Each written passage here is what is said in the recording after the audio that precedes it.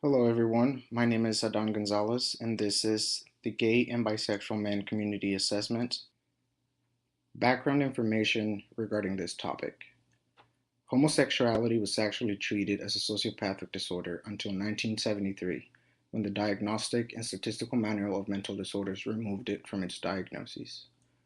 Research has also shown that gay and bisexual men have an increased risk for psychological disorders and higher infection rates of HIV. Other research has noted that there is a disparity in the healthcare provided to sexual minority groups. They go on to note that sexual minorities often experience increased mental health problems related to discrimination, expectations of rejection, internalized homophobia, and concealment.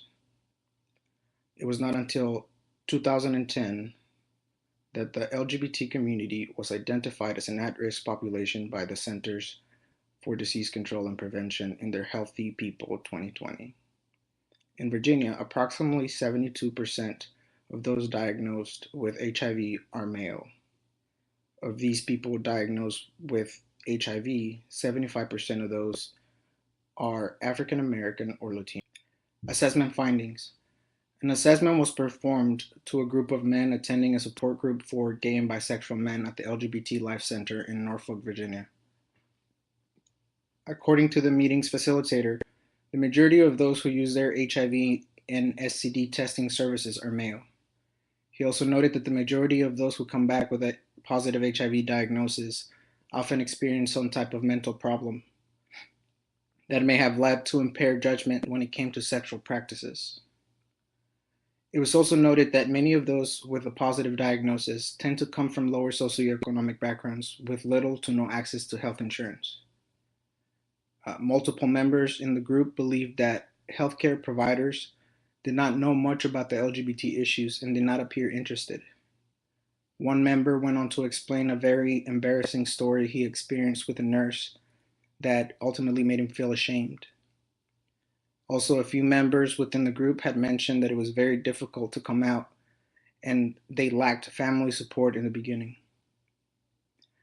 And a lack of trust in the healthcare community was also expressed, as previously mentioned, as a result of negative experiences with previous providers. Nursing interventions. The following nursing interventions were selected based on the assessment findings and current literature regarding the LGBT community. The first nursing diagnosis is risk-prone behavior related to increased practice of high-risk behaviors such as unprotected sex and alcohol and substance abuse. According to Rubin, gay and bisexual men have a significant higher risk for psychological disorders, for example, anxiety, depression, substance abuse, and suicide attempts.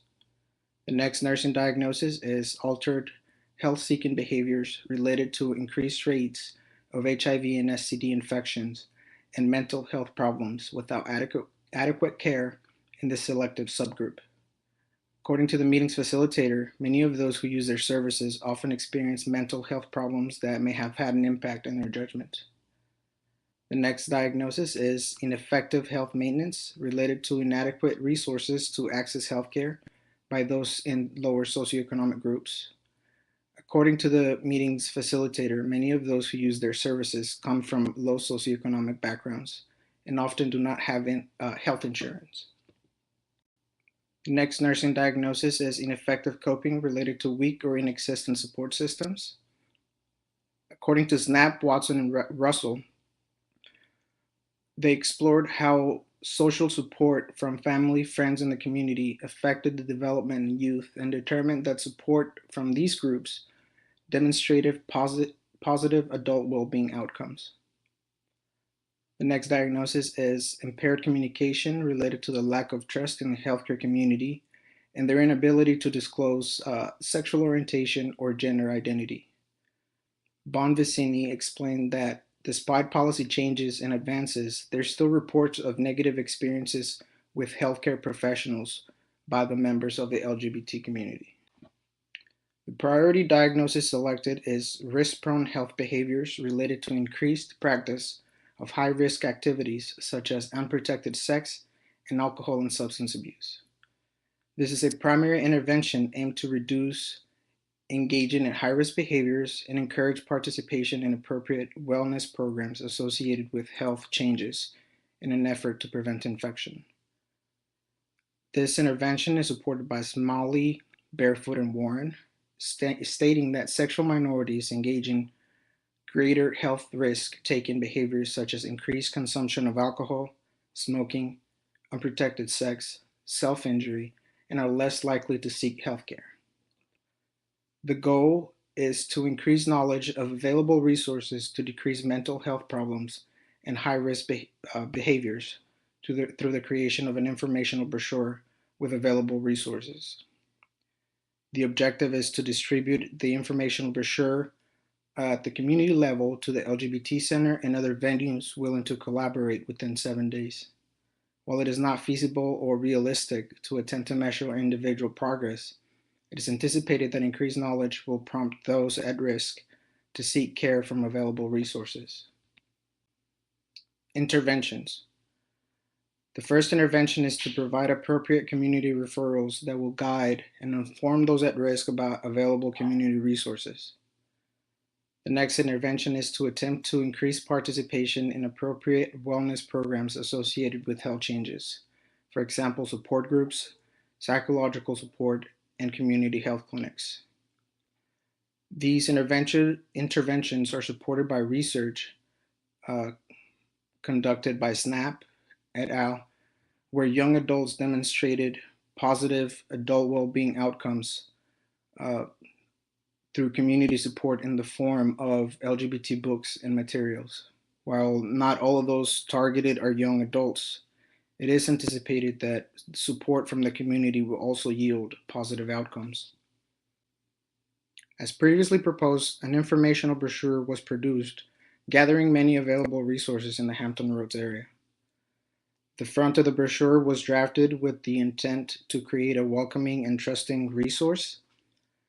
This part of the brochure also explains the purpose of this resource with brief statistics and the goal for this brochure. The inside of the brochure also includes a few statistics and provides information about free over-the-mail condoms, a link to print information about PrEP to take to your provider, ways to fund PrEP if it cannot be afforded, mental health resources, and free STD testing services available in the area. Barriers. The primary barrier is that there is only one LGBT center in all of Hampton Roads, and LGBT events are limited. So this would limit the distribution of the brochure. A way to remediate this is to upload the informational brochure to the LGBT Center's Facebook group or Twitter account. Another barrier would be changing the ingrained apathy towards the healthcare community from the LGBT community. And a way to resolve this is to continue to reinforce through materials and outreach to local providers and hospitals in an effort to strengthen this mutual relationship. And the last barrier would be that despite providing information about available resources, those from lower socioeconomic backgrounds may still find it difficult to access some of the suggested services. And a way to solve this would be to outreach to other community centers across Hampton Roads to provide the material and increase dissemination of it. Evaluation and limitations. Evaluation. Because it is not feasible or realistic to attempt to track individual progress, the plan to evaluate consists of monitoring the reception of the brochure in the previously mentioned venues. This would be accomplished by communicating with the LGBT Center and monitoring how fast the brochures run out. Also, assessing the receptibility of brochures at events. And lastly, requesting feedback from those who do pick up the brochure or accept them to include additional information that may have not been identified during the assessment. Limitations. The primary limitation is that distribution of the informational brochure is primarily at the LGBT Center, limiting the amount of individuals being reached. Also, the limited amount of LGBT community events limits the amount of individuals being reached. A suggestion to help distribution is begin identifying other community centers that would be willing to participate in disseminating the brochure. Recommendations and implications. Recommendations. Some recommendations to continue making a positive impact in the health of gay and bisexual men is to continue making efforts in providing updated information of available resources and provide a more structured support group strictly related to providing those resources to those who may be in need. It was noted that the support group attended for assessment was more of a social gathering slash support rather than an actual support group. Implications. Based on all the literature used to substantiate the findings in this community assessment, those who lead community health nursing have failed to target this community group. So it is strongly suggested to the healthcare community to become more culturally competent and inclusive of this group in their wellness initiatives. Also, medical and nursing schools have failed to provide adequate education to prepare their students to care for members of this group. It is also strongly suggested that LGBT modules are added to their curriculum.